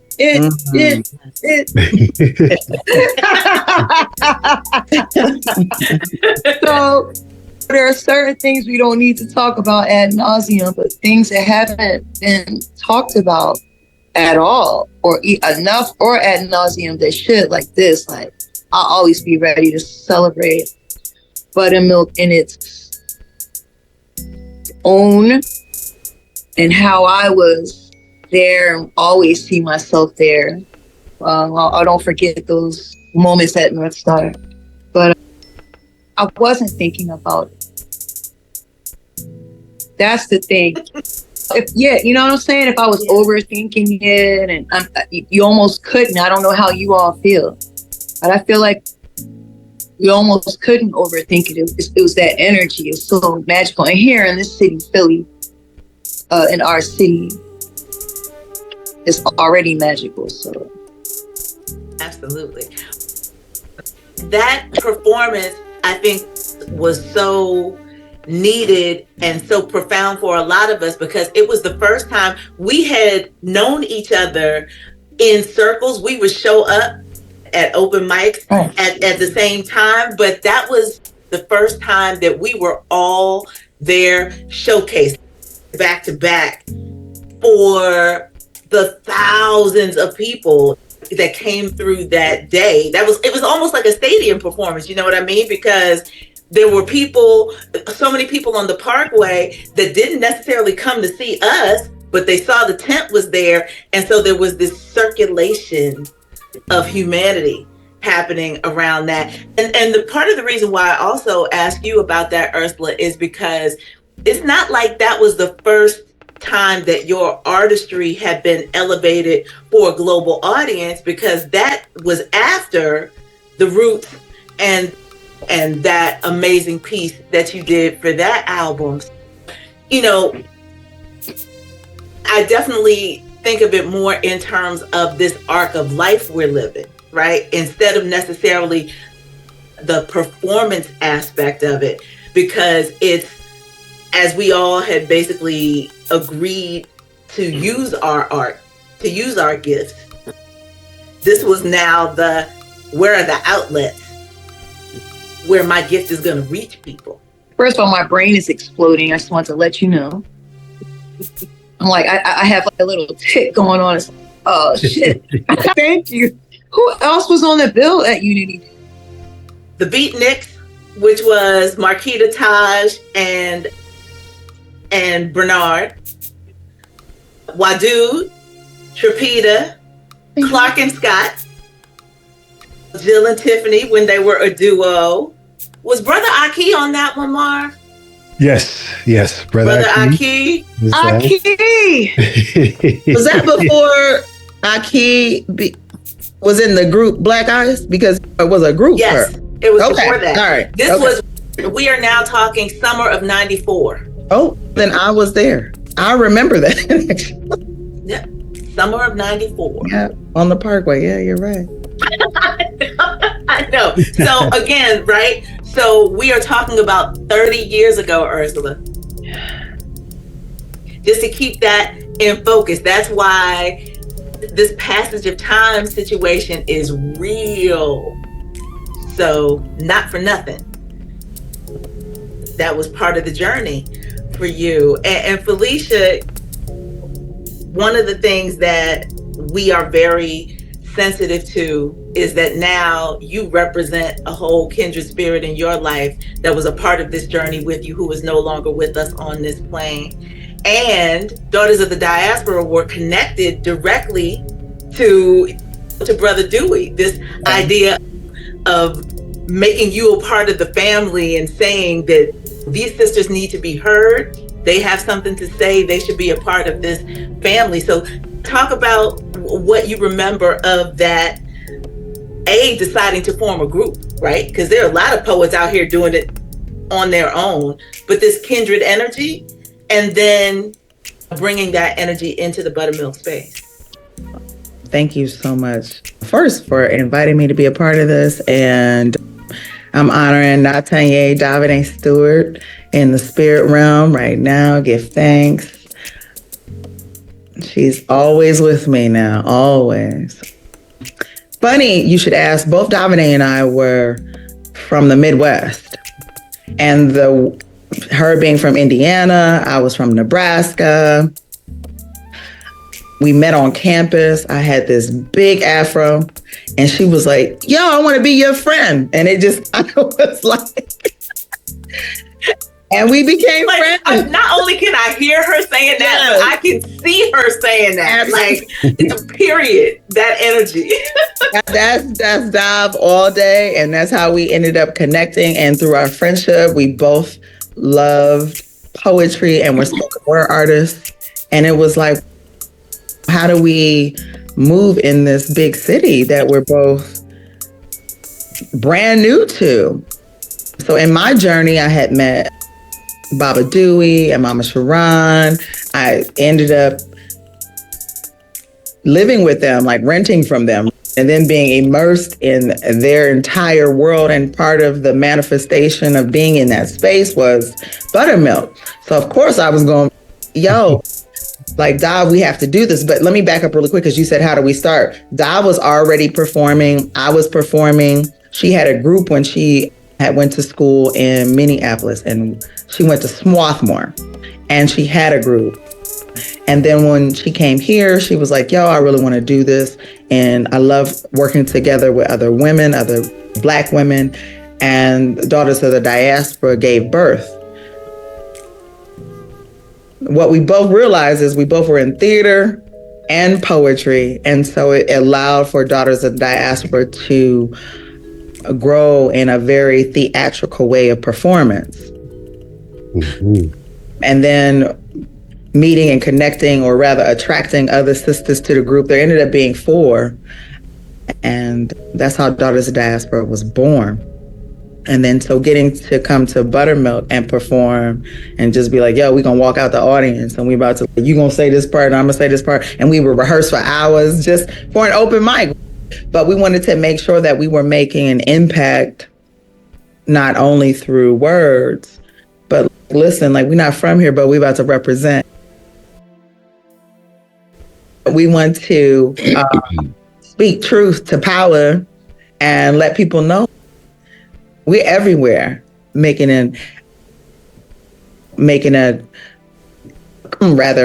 energy on the planet to change the trajectory of how we see and view things, and really hard hitting subjects. We had no problem talking about women's reproductive systems. We had no problem talking about Black power. We had no problem talking about transforming from one space in your life to the next space. We had no problem talking about rape and domestic violence. So we would utilize these topics to disseminate information. And for that, I am just incredibly blessed. And it was also simultaneously a blessing to see everyone, Ursula, Stephanie, Jill, all of those beautiful people in that space who you may not have gotten an opportunity to see in such a vulnerable, organic, as you mentioned, Ursula, time period. It was just organic, right? It seemed like it was filled with love, support. That's what I felt. I'm like, there were... In a hard city. Yeah, in a hard city, right? In a city, listen, always put that down on everything, yo. In a city where it's hard to start shit. You don't know what people gonna like, care, ever. That's like historical. Yeah. And for me, as you mentioned, it was hard. I always say Philadelphia kicked my ass. I was out there without any... kicked all her ass. But being from a little small town, a little city, and then coming to Philly, like Buttermilk was a way for me to cope from isolation and loneliness and feel connected in family of like minds. It represented that, and so did Daughters. So for me to be a part of Daughters with Dov and to also be a part of this space that was minus ego, because over time in space, people grew, egos grew a little bit too with folks. Poets. And that's what happened. But in that space, I didn't feel that. And yes, poets, we can be egotistical. What E says, we're emotional. What the hell? We can't. We are. We can't. You know. We are. But I felt like that space was like, a virgin. You know what I mean? It was like you could just be free to express without people wondering how many times you perform or who you knew or... And we used to pop that coochie every week. I'm sorry. You open the door. It was a virgin space. And I loved that. I loved being a part of the seedlings growing in that space. And I'm also, I feel very blessed that, and I know Dov feels the same way, that because of that space, there were other spaces that were created, right? And then there became a family of support systems and networks within that space that grew out of that space. And it was just beautiful. It just really was. We could go on, like, how many more of these can we have? It's not enough time. It's not. And I never said this, but why not just say, I don't know if this needs to make it to the end, but right before Buttermilk manifested, I went through a rape in Philly, not knowing nobody. And as we all know, that art is a form of healing, right? It allows you to change and transform your pain into something prolific. And so it meant a lot for me to have a safe space in order to share, because I was in that healing journey of my life, and not knowing anybody and not having my family here, and what the fuck just happened? Like, I just got here. So it was my spiritual hospital, an outlet for me to feel loved and connected to safe people. Thank you for that. To gather myself, because hearing both of you speak, I've never said this, Stephanie. This would be like new information. This is being put together because it was a significant, short, but big little movement in Philly. And I was reflecting on to myself, Gene, Kenny, Dewey, and the phrase that came to mind was like, brothers were good mothers, right? But we go another step. We all, without saying it, were very pro-community before the phrase safe space existed. So my background, I was born in North Philly, then moved to West Philly at 1. I grew up in a house with my mom, her 4 sisters, my grandma, and then when my sister came along, so I got 7 women. Like, this is my norm, right? It's my norm. But 7 perspectives, right? I'm just in the house, and I'm so deeply and maybe subliminally or to my core, maybe down to the cells, I was extremely comfortable with, number one, the voice and the opinions of women. And I would never said these words back in 1994, but this was just me as a natural person. And one of the things that I got out of Buttamilk the most was the being able to provide a stage for self-expression, right? And for all the diverse topics within self-expression. And it was just, there it is. Now, do you, be you.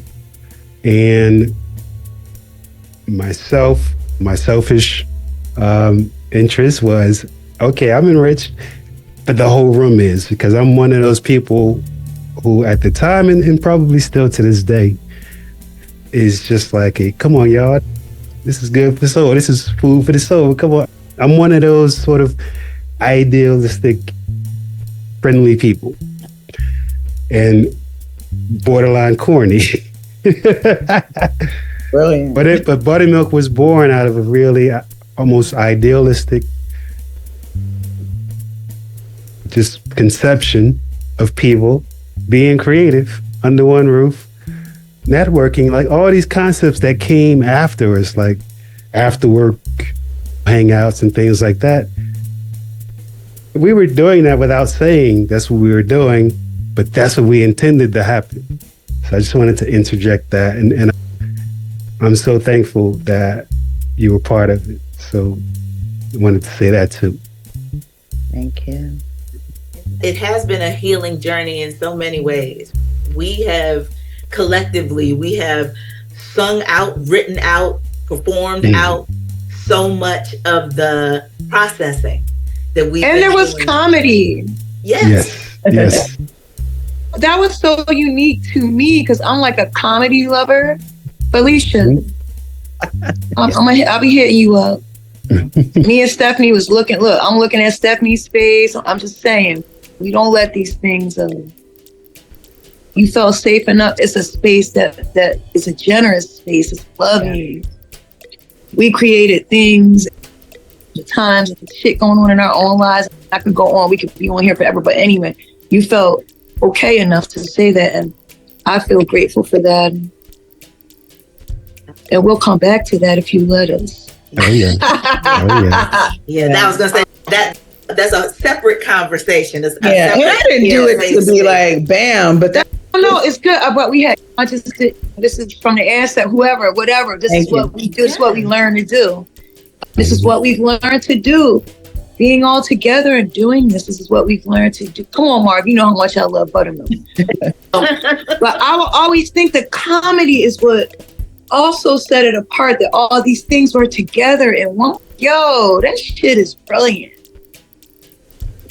Because we're such a funny town, such a gritty city, but man, we like comedy.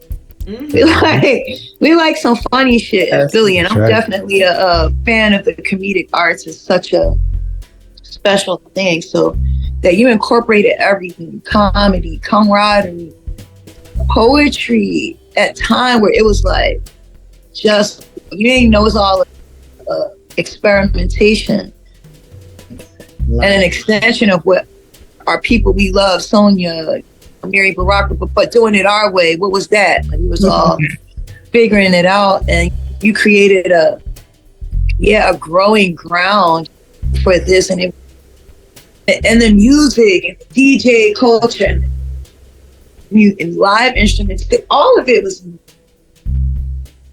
Speaking of funny. Yeah, excuse me. No, go ahead. Okay. Speaking of funny, I remember how Buttermilk was happening. I think, if I'm not mistaken, Slam had started to give birth. Mm-hmm. And so that was beginning to be a nuance. And you could always tell a Slam poet. Now, I'm not talking about Buttermilk per se, but I remember somebody. But you just made me hiccup. Listen, because Dom and I, we used to have these whole like conversations around like, all you got to do is say it like this and you're a Slam poet. And everybody became a poet.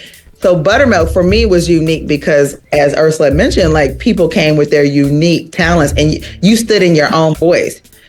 You may have been influenced by some, you may have been influenced by the last poets, but it still for me felt very unique. And then Slam hit the scene and somebody at Buttermilk, I don't know who it was, maybe it was Baba Dewey, but they read the menu in that Slam tone. Does anybody remember that? It was. Yes. Okay. And that was hilarious. Yes. That might have been Omar Tyree. Well, it was somebody. We'll be talking to him later today. It was hilarious. And I was like, oh my goodness. I want to hear it now. It was, like that was her. We were all learning. I think the thing that Felicia, when you were telling the story about Daughters of the Diet, and I love you. I love the whole energy. I picture y'all every time you said something, the image from the Painted Bride with y'all kept in the cafe. I don't know. I don't know. That was like, because I was there a lot. So then I started working there. Yeah. But that it's amazing no matter how any of us were going up. We didn't know. That's all. I know I didn't know. Whatever I knew, I was experimenting, and then I went to the next thing and the next thing and the next. But I always said, and I still think about it, like this lone wolf thing that was happening, that I would always feel with me. It wasn't anything that was intentional. I just always, but it became a great thing for me now in my life. It didn't keep me from, oh man, I'm like the freelance. I'm like, hey, I'm here, I'm there. I'm like, yes. You're like the chameleon. I'm like, I just get to be with the things that poetry has introduced all of us to, and the people and experiences and whatnot. But yeah, it's so interesting that some people had groups, and I was always with everyone. Sometimes I would get very sad for a long time until I realized me, whatever that is, still learning all the time, but I would have a lot of trouble throughout the years. Like, damn, maybe I should be able to, I don't know that, but I know you, but I don't know, but I should have met them by now. But what's going on? Like this kind of thing constantly, but yeah, then you see, oh, this is your course, and just stay your course rigidly, but be open on your course. Yeah.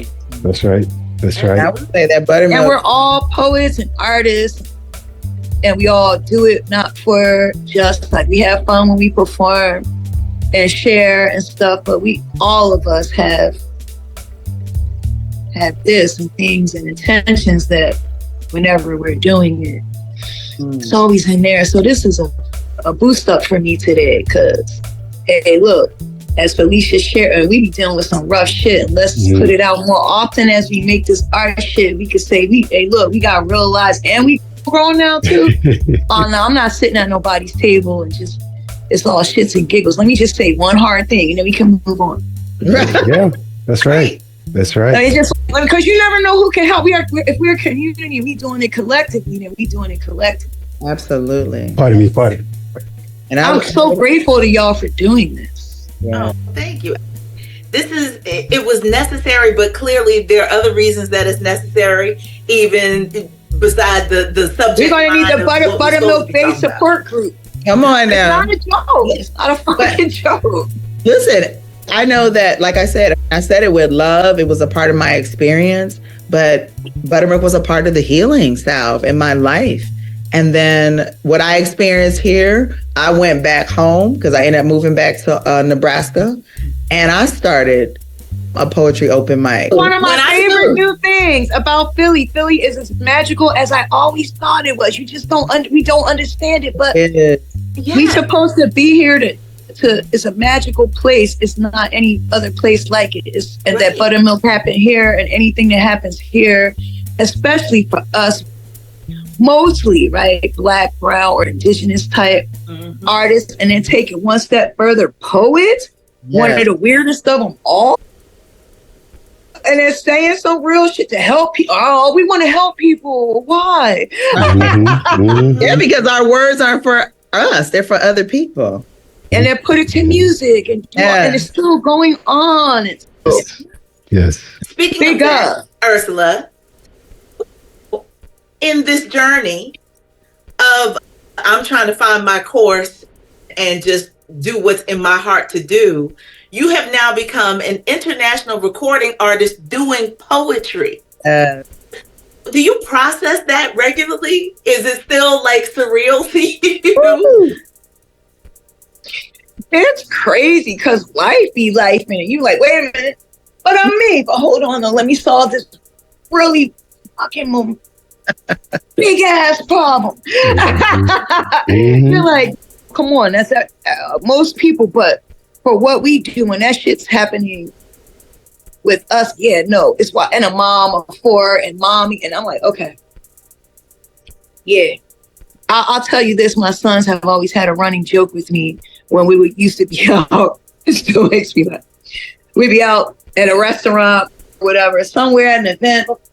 Somebody would come up, and here go my sons. They clown me throughout the years. They'll start this routine with me. It comes out of nowhere.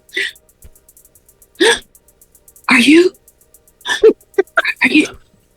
Is your name? And then they start, and I'm like, oh, get the fuck out. They like clown me because they had to go through it. And I'm like, now it's just like an ongoing, which I love. That's not a clown thing for me. Whoever, any of us, somebody comes up to you on your day, you're not sure you want to be in this day. And somebody comes up to you and they remind you of you because they came out of their whatever moment. They might not even talk to people like this and come and tell you, I don't never take nothing ever for granted. I don't even know. That phrase is not even applicable every time. I don't even, okay. I like, well, if you're going to start crying in front of me, then make sure I can cry with you. Right. That's right. And I mean, in that same respect, if Felicia, for me, we talk about Jill's debut album, right? Jill called me when they were trying to figure out how to wrap up the album. Because we're hanging out. She had played stuff for me that they were testing out for the project or whatever else. And was it on a cassette tape? I just have to say that. Was it? Yes. Because Dive got one too, and I had already moved back home, so Dive got one. It was on a cassette tape. And so I made for Jill, as production was moving forward, I made a mixtape of Jill for Jill. Because I was like, you need to remember, as you are about to step into this new phase of your existence, you need to remember the journey. And then she called me and she was like, you know what? She was like, Jeff loved that shit. She was like, your voice is going to end up being on the album. This wasn't anything planned. It was nothing. This whole idea of the very first voice you hear on Jill's album is mine is crazy to me. But I also think about it with you because Daughters of the Diaspora got name checked in a song. I saw that and then I went and looked at the credits and I said, maybe that was her way of bigging us up. Because I did. That was a point. I was like, oh my God, we in the song. Let's check the credits. My voice was like, let me check the credits. I said, that's our big up right there. Oh, I love these stories. I love these stories.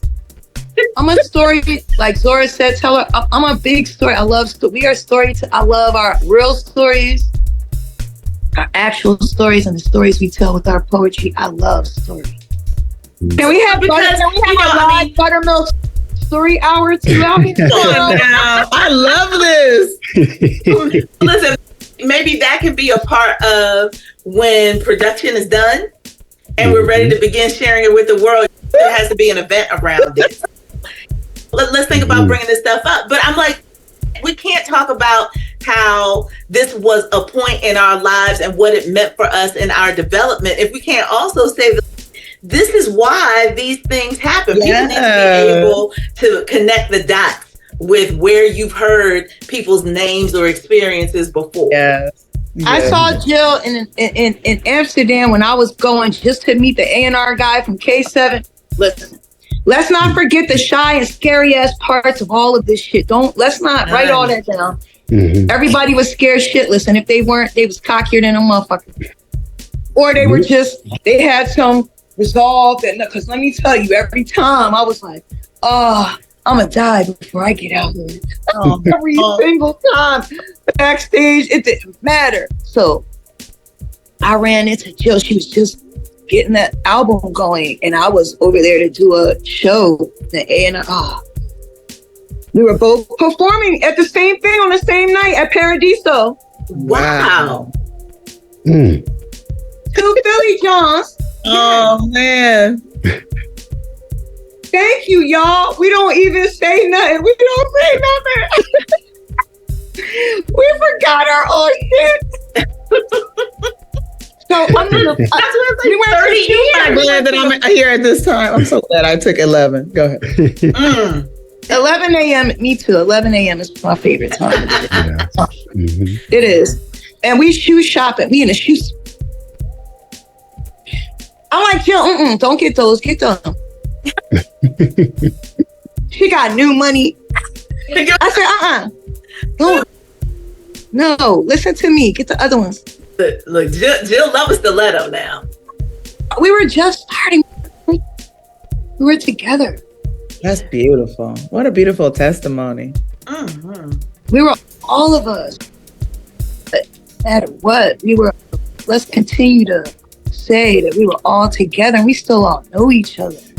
Yeah. Most of us still like each other. It's not whatever. It's Philly petty, divine petty. It just has to be in there just a little bit. Yeah. No, it's like the people who are unloving, they're not here. Survey says. That's it. The people that weren't, because this poetry is a culture.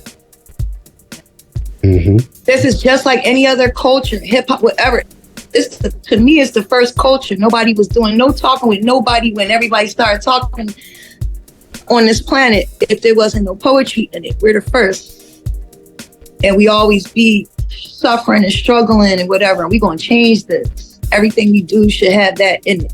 That somehow there's some advocacy for us and things getting better for us. Fuck this.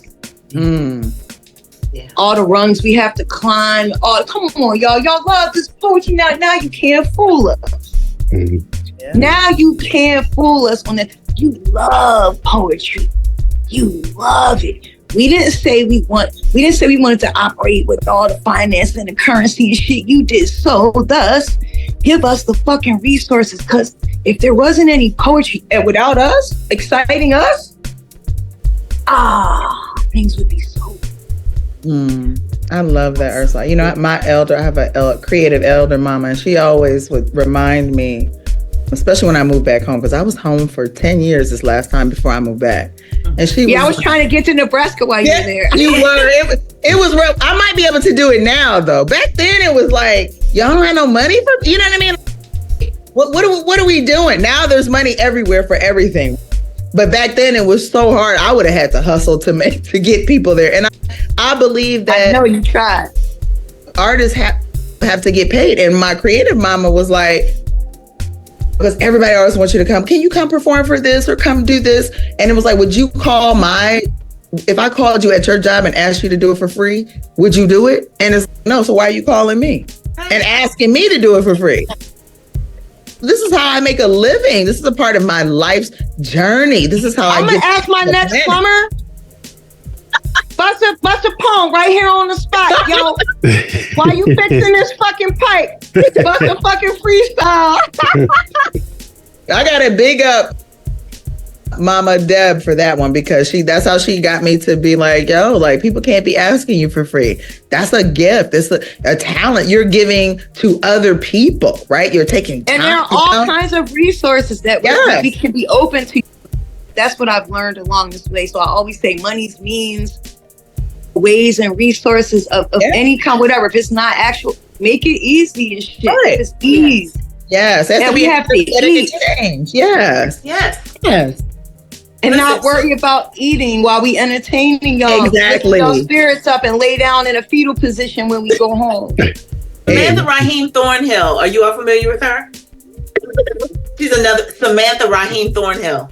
Okay, I'll have to look her up. She's another poet. She was in New York for a while, and I don't know whether she moved away and moved back or whether she's still away. But she was a part of the Eargasms crew, Brooklyn Moon crew, that I met when I was up there doing theater. But with Hanifa. Yeah, exactly. All that whole crew. And she wrote, we're friends on Facebook, and occasionally her posts will go across my feed. And this is recently, so it's been more recently since the beginning of the year.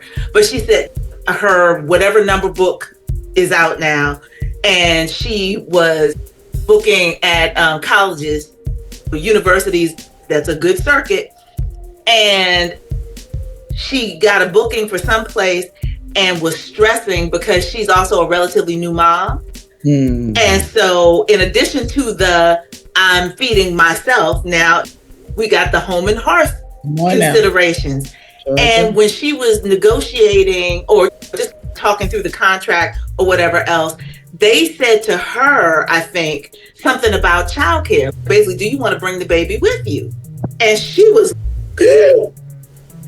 understand that she is so used to not having that she didn't even think to ask to see if it would be okay, if they would welcome her with who she is in this moment and her needs.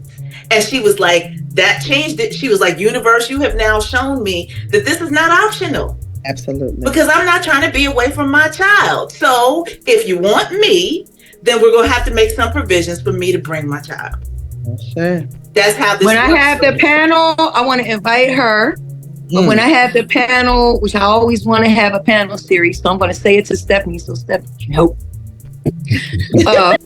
God, love panel. I've come to love panels, and I want to have forever and ever. I don't know why I haven't done this, but one of the first things I want to have is a panel of all the caregivers, parents, whatever, of young people that have had to go out here and do this and feel the guilt, still not be earning enough money, still don't know you got to keep doing it. If you don't keep doing it, you're not going to get out here. All the things people tell you, this and that. You just, oh man, you don't even know what you said at Unity Day. What I meant really was true. I didn't know what I was doing a lot of times. I did, but let me just do this. Let me leave the kids again. I would take their photos with me on the plane. I would cry. Ask Tim Monster. He got, oh man, he had to sit someplace else. Why are you saying that? In my journey, because you're saying that, and it's something I've wanted to do. So I will do it when you have your panel, Ursula. My background, I have a master's in education. I've always wanted to provide, outside of being an artist, I'm an educator, a place and a safe space for people to come, be at an event, and be able to drop off their kids with people who actually have the knowledge to do it. So you do it, I will set up the space for the kids with my background in education. I will do that. I've worked with early childhood, my master's in early childhood education. My thesis was using the arts to promote the social and emotional well-being of children, especially Black and brown children. So you just let me know. I will set it up so that the children are in a safe space with safe, loving people who are educated, and not just educated in academia, but educated in life, so that in us families can feel like their children are fine and well cared for. That's what I'll do. And so what this did was just reinforce what Marv was saying earlier and what you all have shared in that sense of community. Community meant one thing to us in the mid-90s. It means a different thing to us now in 2024. Absolutely. And so how can the lessons of Buttamilk and what was created there now move us forward into the now. It's more than just the history of the event. It's about what the community. Yeah, there are so many dynamics. We've all grown up apart together in this thing at a certain time. It's why we still know each other. But that is the power of Philadelphia. Listen, nobody in their wildest dreams would just automatically write a story and say Nebraska, Philly, England. England. No, they wouldn't. They wouldn't. I never told anybody. I just didn't tell people, because sometimes people get funny when you related to somebody that is a star in their eyes, whatever that is. Right. They are in a profession that makes them international, like you, Ursula, right? So for a long time, I just kept it to myself. But I said, why not? Since we talking about sharing stories, it's perfect opportunity to share. I love this buttermilk storytelling. I was like, basically, there's nothing else for me to ask or say after that. That is officially the way that we conclude this session, because wow, none of us saw that coming at all. But the next time we can ask Marv and everybody, Marv, because you're on the thing, but you don't have to tell us right now, but I'm just saying, later, tell us how it feels to hear and feel all this real, actual love from all different kinds of people that are in their 50s or 40s or however everybody is or whatever now, and live life and shit, and how it feels. That is so amazing. You are loved. It's filling me up with every session. Like you, Ursula. So I had heart surgery in October. So anything that where I think just a little bit beneath the surface, I start to bubble up. So I might need a moment. What I feel is I feel full, and I feel partially satisfied that these aims, this well-intentioned, us pure soul. I had a lot of love, brought up with a lot of love. And then my high school years actually weren't in Philly. I went to a prep school down in Virginia, which was a good experience. But what I probably did not know is that I craved connection with other Philadelphians who were older than 16, because I left at 13, went to college, and came back in my early 20s. So I'm like, I'm from here, but I need to be from here, and I need to be part of this city.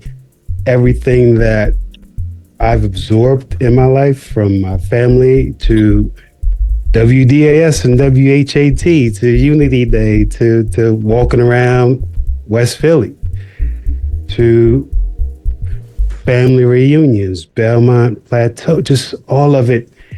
The common denominator of all of it was togetherness. And when togetherness was happening, it was very simple. Usually happiness was mixed up in there, or a level of contentment, a level of enjoyment, a level of ease, right? And then from all that came self-expression. So that was in the bowl of buttermilk. Butter, flavor, milk, nourishment. That's the name. That's what we came up with. Flavor with nourishment. Nourishment with flavor. Yeah. And that's what my heart desired. And that's what happened. And then you fast forward 30 years, and sometimes I'm sitting here like, who and what and where? And for my own personal reasons, selfish reasons even, I was the DJ then. So I was showing up, I'm plugging in turntables, and I'm like thinking about my blends. And I missed out on a lot of conversation and interaction. I missed out on actual thank yous because show's over now. I'm unpacking the stuff.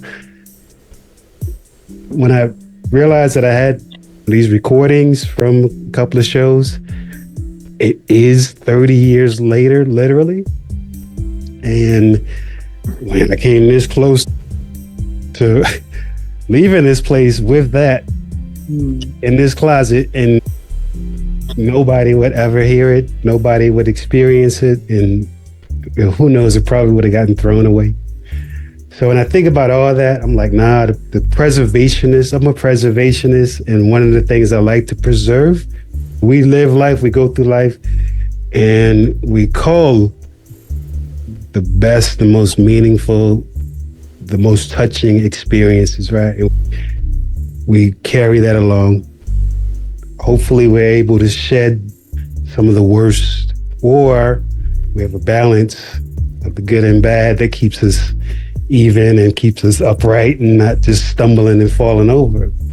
So, long answer, but this is Popeye drinking his spinach out the can for my soul. Like, I'm just, if my soul had muscles, they just popping up right now. So thank you for then, and thank you for now. I just want to also say, Marv, because of you, wow, mixes. And I feel like lo-fi manifested from the mixes that you were making back in the day, right? True. To this day, I'm like, I want a good mix. I think I even still have some. So your music, it was just the soundscape to love, to togetherness, to community, to heal, to connection. Thank you. Oh yeah. I'm glad I asked, and I'm also done. Hey, listen. I hope, because I know, because it's listen, that has to be part of this film that's going to win awards. I don't know what it's going to be. I don't know what you're doing, but it's going to be a film that's going to win. Thank you, Stephanie, for being the voice. And that part right there, Marv, how beautiful. A poem. You just recited a poem. You got that written down over there? Off the top. Wow. How beautiful the words, the beautiful energy words. Oh my God, thank you. I'm like, wow, oh wow, one of the best Zooms since Zoom started.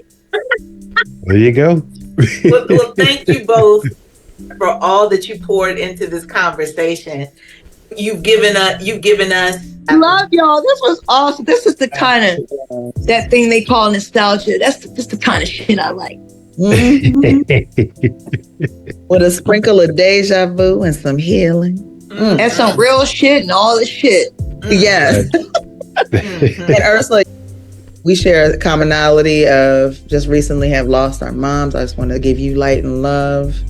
I'm rooting for you in your heart. And I thank you for yours. Yeah. Well, I'm gonna talk to you. I know. If that's cool with you. Yeah. Thank you. You're welcome, sis. We love you both. Love y'all. Thank you. And yes, so I will be back in touch soon with more information on how this is going to progress. But definitely thank you for sharing some time with us this morning and sharing your heart, most importantly. That's right. Thank you so much. Thank you. Love y'all. Thank you. Bye, everybody. That was such a touching way of reconnecting to what Buttamilk meant, not just to them, but to all of us, the growth, the reminder of our importance to each other, let alone to the people who were in the audience. Like, these folks became my friends, my collaborators. A lot of us have worked together again beyond the Buttamilk era in trying to create and grow and expand our talents in all kinds of tangible ways. And we started with that sample from Jill's debut album. Felicia was part of a group that got name checked in another song on that album. This is For all of the talk of cliquishness and Philadelphia being a closed community, I hope that as people have listened to the Sounds of Buttermilk podcast, that what they get more than anything else is what a family we were to each other and still are. Absolutely. And I got to tell you, speaking on behalf of Buttermilk, we wouldn't have it any other way. It was a family affair at its heart and soul and core, an extension of Unity Day, of what we did at Unity Day, of how Buttermilk started at Unity Day. And believe me, it was partly my idea. My whole idea was that it was fertile ground, that it was a launching pad, that it was a stage for someone who might have stage fright, but also has something to say. We wanted to welcome people to explore themselves, explore their energy, absorb other people's offerings and energies. Very idealistic, but essentially it was a poetic family reunion. And unapologetically Philly. Yes, absolutely. Unapologetically Philly. It was the Joan. Thank you for listening, everybody. Thank you so much. Please check out the bonus episodes, which include the footage that you've been hearing without us jumping in between performances. And when I was researching all of this, I found out that when we did record performances, we also recorded a little bit of me DJing. And over 3 or 4 tapes, I got about a 2-hour DJ set of the cool beats that we were listening to back then. D'Angelo and all these eclectic acid jazz things. I was going to say, Portishead. You introduced me to Portishead. So thank you. Oh my goodness. But thank you so much, Stephanie. Because Stephanie, really, this would not have happened. This wouldn't without your help. You just needed a little extra wrangling. I'm good at wrangling. It's a continuum that started then. Look where we are now. And I can't wait to see where we're going next.